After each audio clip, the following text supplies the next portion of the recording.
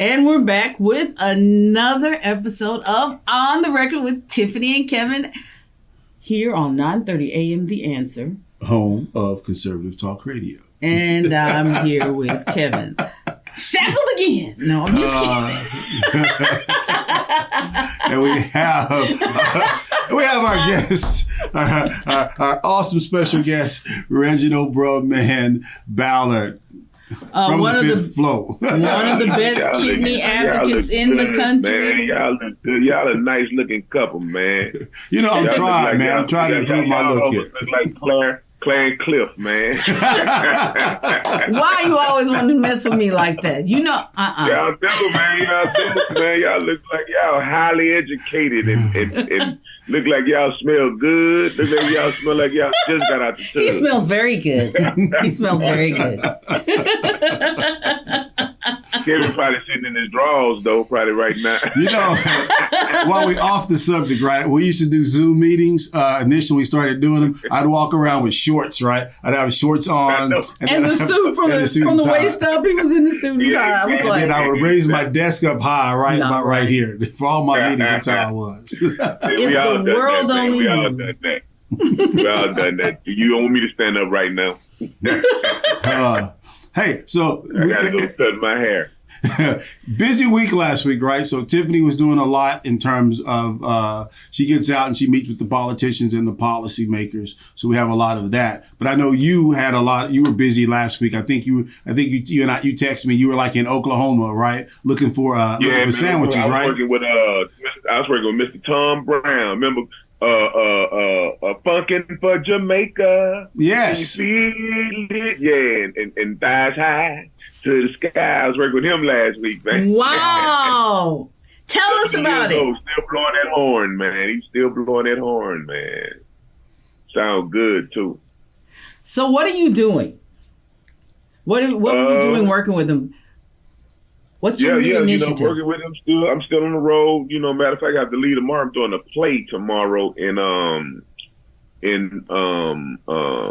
Milwaukee, Wisconsin, man. Doing the play. Well, I'm doing the play Saturday, but I'm leaving out tomorrow. We rehearse tomorrow, and then we do the play Saturday. So, yes. So still, I told you guys a month ago I did a horror film, man. I think that's going to be real cool. It might be released around Halloween. I saw the reviews are really good on it. When I saw the link and the reviews are really good on it. So who starred in that? Yeah. It's called Supermoon. So tell us a little bit about Supermoon. It's based on actual events. Matter of fact, it's about this woman back in the early 1900s, Marjorie Taylor. And wait a minute, Marjorie Taylor from a Representative Marjorie Taylor, or like no. This is the black woman here. Okay. From back Just early 19. It's a little bit different. Yeah, a whole lot different. Because she was abducted by the Klan, and she was pregnant. They tied her up and cut her baby out and poured gallons of gasoline on it and set her on fire. And shot the baby in the street, and so now, you remember back in the day, you used to have to say, get in the mirror and say, Bloody Mary, Bloody Mary, Bloody Mary, like 10 times. And yes. Bloody Mary, so this is kind of like that, people get in and say her name and go do these little chants, man, and she comes back. So, the events happen, but, the other stuff is kind of, the supernatural stuff, man. And me and Kim Coles played husband and wife, and we have this mystic shop, so the people come in there and try to get information from us, and because we know about all these spells and stuff. So it's pretty cool, man. It's pretty cool. I you see a whole different side of me in this one. Wow. I want all of our listeners to tune in, because that one, you're a legend, and then you add in another legend with Kim Coles. Goodness. Yeah. It's going to be good. Oh, it's going to be real good, man. Kim, she did a good job. It's going to be, then they have a lot of up and coming new actors that's, I think they did a real good job. And I think, hopefully, you'll see it in theaters, If not, we have to go to Tubi. Nah, but I think this is gonna be a good one. This is gonna be a real good one. Say a good director. Matter of fact, female director. She's pretty good too. So, well, I can't wait to see it. Black filmmaker, yeah. Awesome. Yeah, and I think that's great. Tiffany, you were busy last week. We were busy, right? And so, what were some of the things that you were doing as well? So, Reggie's making movies. What are you doing? Nothing. You're doing the more important stuff. The more important stuff. What matters. I'm not making movies, but we went. TKF had our own. One of the things that we do is we provide access to care to our people. Well, we also have to provide an avenue for us to speak to lawmakers and to the National Institute of Health. We typically, this is an industry. Kidney disease, and I say this often, it's an industry. And by that, I mean, there's money being made. Yeah. Mm-hmm. And so what you find often is that advocates are a part of the industry. So they work for some part of the industry. Mm-hmm. And because of that, often the organizations that they're with are, heavily saturated with industry insiders. So the board is a part of industry. The advocates within the organization are a part of industry. And that means that people like us who are not a part of industry, who are just straight up advocates, we don't have any dog in this fight except our family members, and people's health, getting people's health better. So we have different agendas. And the industry tends to protect the industry. So we don't get invited to Kidney Day at the Capitol, Kidney Day at this. We don't get invited to all of those things. So we decided, you know what?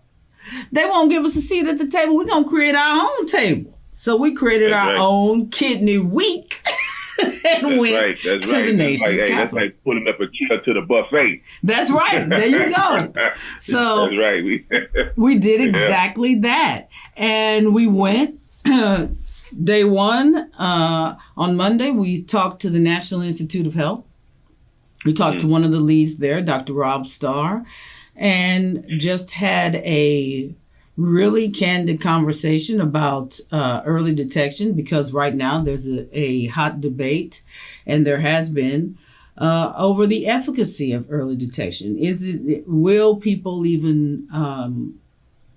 will it benefit people any? Well, I think that question right there is kind of a crap question, because it's not will it benefit, it's is it does it produce enough, is it financially feasible, right? And it is, right, to do the early detection, because now we have medications that can be given to people who are in high risk groups to reduce their chances of going into chronic kidney disease, right? And that's to say, if it only impacted a third of the people, right, that's a third less people whose kidneys go into failure. That's a third less people who experience amputations, because the drugs that you would give someone that would have an impact on saving their kidneys would also have an impact on slowing down the progression of diabetes, which would reduce the number of people who get their limbs amputated. And like here in San Antonio, that's a huge issue. It's a huge issue. Yeah. We're one of the leading amputation spots. It's great to be a leader, but we don't want to lead in amputation. And that's what we're leading in right now. Yeah, but I want you to talk about the importance of being able, Tiffany, to advocate from a patient perspective, not just not just someone who's advocating for industry who just happens to be a patient. Yeah. Talk about that.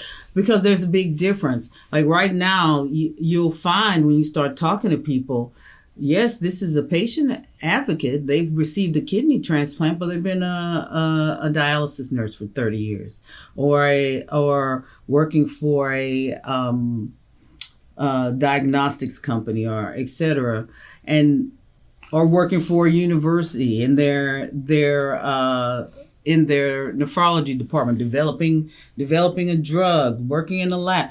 Well, those things are all fine. Okay, but because this is an industry, there is such a thing in healthcare that we discuss often, and documentaries have been done on, called indoctrination. People are indoctrinated into this system, and the entire attitude towards patients is completely different. Here's an example. When we're talking to people who are in part of that system, it's always 100% of the time the patient's fault. Mm-hmm. What's wrong? Why is there so much kidney disease? It's these patients. They just don't care. Hey, if they would be compliant, it'd be fine. Nobody talks about that the disease is seen in stages 1, 2, and 3A and not diagnosed until 3B. That might have something to do with it too, right? Mm-hmm. But it's not.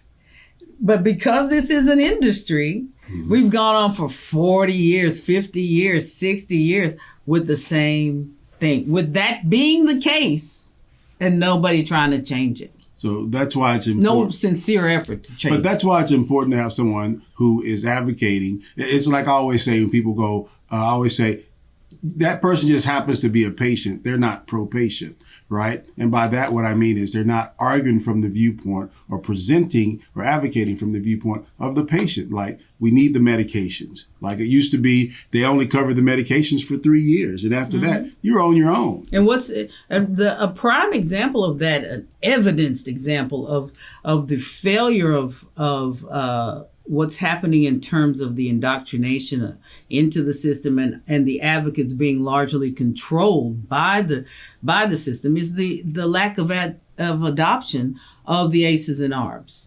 ACEs and ARBs, they thought ACEs and ARBs were going to change everything. It's a medication. For blood classifications of medications for blood pressure. They thought it was going to change everything.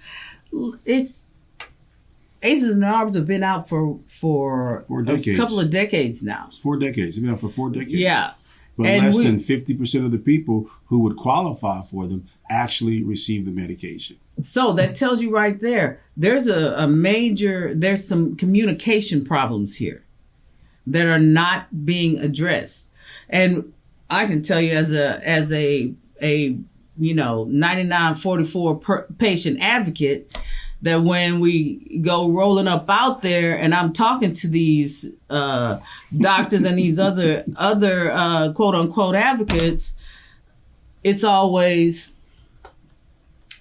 well, we don't want to upset people. All of a sudden, everybody becomes altruistic and they care so much about keeping you emotionally sound. And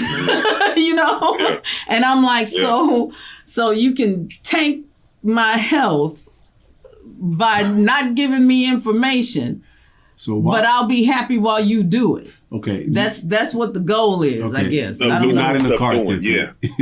Sorry, we're not in the car. Okay, so why is it important? So you get our mindset right. So why is it important for you to present to people like Dr. Starr, to present to policymakers? Why is that important from the perspective that we have, from a patient perspective? Because when I first came in here, I thought they're just doing black people wrong, man. They're doing everybody wrong. It's everybody in the sense, and by wrong I mean not giving them the full scope, not telling them, hey, this lab work that you have is bad. If you keep it up at this rate, your kidney's you're going to be on dialysis in the next 5 years, and talking through the consequences of that. And then also just making the drugs available and not doing the okey-oke. And by the okey-oke, I mean doing the downplay, downplaying the significance of that.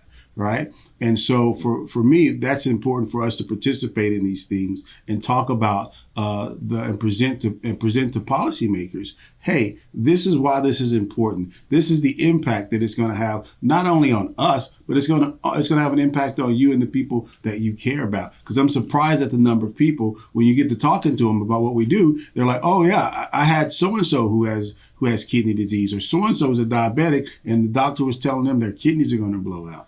And that's upsetting to me, because there's medications that we have that can have an impact on people. And they're just simply either I don't know why on the prescription rate, right? It's always a dollar and cents thing. And I know I'm about to get political here. When it comes to Americans, doesn't matter who you are, what color you are, et cetera. When it comes to Americans, we always start calculating dollars. Well, is there really enough financial gain from this if we give you this medication versus the current medication? But if it's non-American activities, unlimited budget.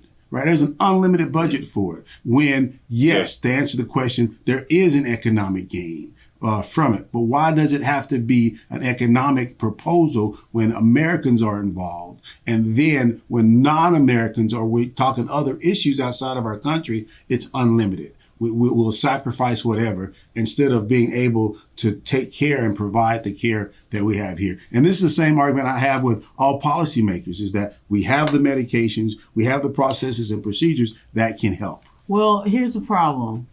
Like I said, it's an industry. And we're talking all there's $120 billion a year being generated in this industry. That's conservative, yeah. Mm-hmm.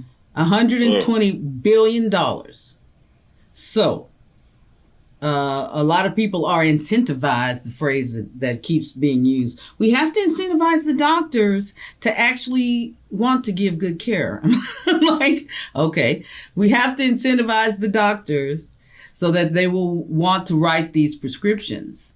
That's literally what we've been told write, they write over and over again. Right. It's almost like the assembly line. You go to doctors now, I mean, it's 5 minutes and you in and out. Once you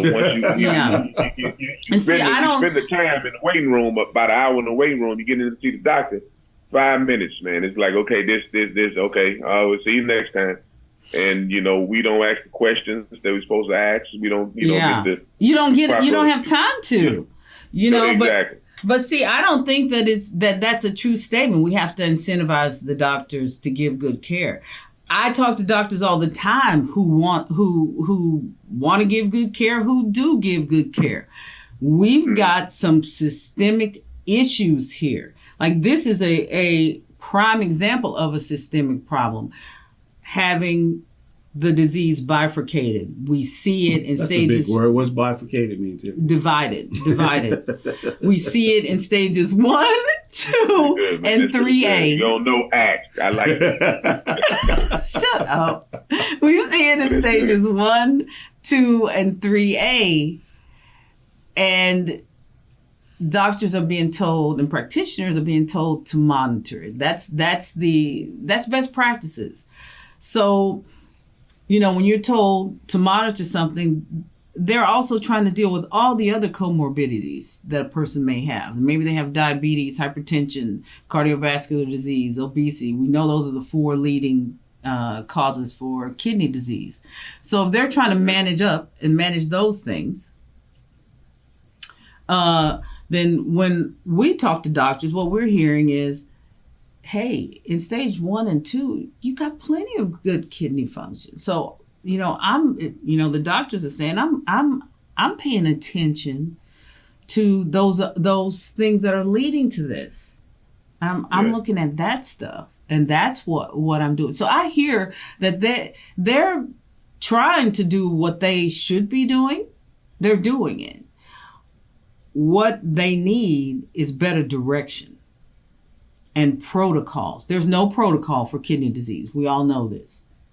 And that's something our brains, it's hard. It was hard for my brain to wrap around that there's not a protocol in hospitals and clinics for kidney disease. It's protocol after the fact. After the fact. After you have to go on dialysis. Then there's protocol from that point on. Mm-hmm. But before you get to that point, no protocol. It's like from the point that you have to sit in that chair to getting the transplant. It's all protocol. Then that's when you got the anti-suppressant, all that stuff right there.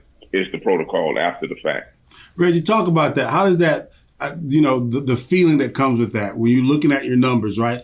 I would imagine that there's a feeling of, I kind of got myself into this. Yeah. But was there anything that I could have been told or could have been informed of or known something, what to look out for? Kind of walk through that process. A doctor would, like in my situation, a doctor like, almost told me that like in passing. You know how you tell somebody, yeah, man, you know, I seen your mother the other day, man. She was walking across the street, man. A car almost hit her, blah, blah, blah. You know, and not telling you that your mother probably have dementia, ain't even supposed to be walking down the street or something. It's like in passing things. So it's almost like, you know, the downplay. Your numbers, you know, it's a little high, you know. But anyway, what you need to do is make sure you come back, you know, in a month, and we're gonna start you on this medication, blah, blah, blah. You know, so they don't really sit down and say, hey, look, this is what's going on with your body. Your kidneys, you know, I see leakage here, or I see such and so there. And, you know, it's something like it's in passing thing, you know. So that's kind of the doctor that I had at the time. So I believe if it was stressed to me a little bit more, you know, because it's like my people, man. What we do, you know, so I hate to say, but black people, what we do, it's like you go to the doctor, and the doctor say, hey, man, this is good. You know, hey, your blood pressure good today. Your blood pressure real good. You know, but you got to get your sugar right. Your sugar kind of high, blah, blah, blah. What we hearing is that my blood pressure good. So that means I could go get me some Popeyes now. You know, so we'll go out and go, not even knowing the other diabetes and stuff even told you about it. But my pressure high, man, my pressure was good, man. Shoot, I could go get me this. I can snack on this here, you know, I give you a little Popeyes now. You know, instead of taking the whole thing in perspective and say, okay, look, across the board, you want everything to be right across the board. And that's the thing. They might tell you one thing is bad, but this is good, this is good, this is good. So now you thinking, okay, I'm good because I got more good diagnosis than I have bad diagnosis. And then you start going out and doing the stuff that's going to make everything else start getting bad too. Yeah. So now the next time you come, your blood pressure going to be high, your sugar going to be high, your creatinine going to be high. Now it's like everything across the board now is bad. So, you know, that's I think if they sit down and look, this is what you have to do. Listen, like you say, we have new drugs now that slow down kidney disease. You know, so if they see something in the beginning that you having problems, you know, let's knock that out first. Let's nip it in the bud before it gets out of hand. That's exactly right. Yeah. And I always tell people, you know, they always say, well, you know so much about this. I'm like, you know, if you don't learn up on the front end of it, you'll become an expert, but you'll be on the back end of it is when your expertise will start kicking in. Well, that's what happens with right now. That is what's happening with kidney disease. We've got a very reactionary system, meaning that at the end is where everybody starts kicking in and becoming empowered. Well, let's empower people from the beginning with early detection and the knowledge that they need. So when we went in to have our kidney week takeover, that's exactly what we went there with. We came to win back people's health. You know, and I always roll like that because, you know, you have to roll that way. When you've seen 16 people die, their lives were not in vain. I watched them live well and do the right things. Invest in their families, invest in their kids, send their children to college, buy a home, invest in this nation, in these neighborhoods, in their precincts, in their cities, and yet at the end, they had next to nothing because their health was gone. And they were on dialysis, and the mental toll, the emotional toll that it took on so many. Everybody reacts differently, but you gotta be strong. You gotta be strong. I tell you, you can't be weak. Yeah, it's a very difficult disease. So yeah, I go to win. You're not gonna stop me. We're gonna talk. We're gonna get to the bottom of this. Especially when I'm dealing with this Gainchi system and all this weighted advocacy only on certain sides and all of this other stuff. No, I don't have time for that. We're trying to win people's health back, so there's no time to be sugarcoating and tap dancing and cooning for somebody. This is funny to me because right before we record, Reggie, she's always telling me, "Hey, don't go in. Sometimes you get a little passionate." I'm like, "Really? I'm a little passionate." I Right, am you gotta honest. be, man. They have to be. And if doctors was that passionate, hey, we could knock it down another 40%. You know what I mean?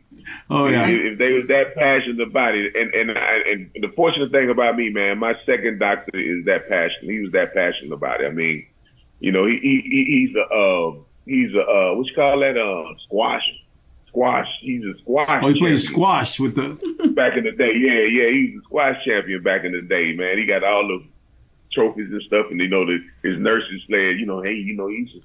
I said, oh wow, so he's pretty cool dude, man. Maserati, that's my doctor name, and he's A champion he's on top squash of player. it. Yeah, he's on top of it, man. He's on top of it. Great.